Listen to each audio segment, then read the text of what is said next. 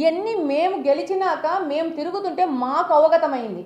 ఎప్పుడో 70-80 సంవత్సరాల ముందు చేసిన బ్రిటిషర్స్ కాలంలో చేసిన అప్పుడున్న ప్రజలకు చేసిన అరేంజ్మెంట్స్ ఇప్పటికీ కొనసాగుతున్నాయి. అవే పంపులు, అవే బోర్లు, అవే రూట్స్, అవే దాంతోనే జరుగుతుంది. దీనివల్ల సమ్మర్ వచ్చేసరికి ప్రజలందరూ చాలా ఇబ్బంది పడుతున్నారు. ప్లస్ ఈ పైప్ లైన్స్ కూడా చాలా పాత పడిపోయిన పైప్ లైన్స్, లీకేజెస్, మురికి నీళ్ళు దాంట్లోకి రావడం కానీ ఒక మహిళగా, ఒక తల్లిగా నన్ను చాలా కలిసివేసింది. అందుకనే అసెంబ్లీలో అన్ని పర్యాయాలు నేను ఈ మంచినీటి సమస్యను రాష్ట్రం మొత్తం వినపడేటట్లు మాట్లాడడం జరిగింది. ప్రతి ఒక్కరూ కడపలో మంచినీళ్ళ సమస్య ఉంది అని తెలుసుకోవడం జరిగింది. అలాగనే మహానాడు మీటింగ్లో కూడా చంద్రబాబు నాయుడు గారి దృష్టికి తీసుకెళ్ళి మహానాడు ప్రకారం మాకు ఈ హెల్ప్ చేయండి, మా కడపకు నీళ్లు లేవు అని చెప్పేసి గొంతెత్తి రాష్ట్రం మొత్తం వినపడే విధంగా చెప్పడం జరిగింది. అందులో భాగంగానే ఈరోజు 800 కోట్లతో బ్రహ్మసాగర్ నుంచి గ్రావిటీ పైప్ లైన్ టెండర్ ప్రక్రియ పిలవడం జరిగింది. ప్రక్రియ పూర్తవడం జరిగింది.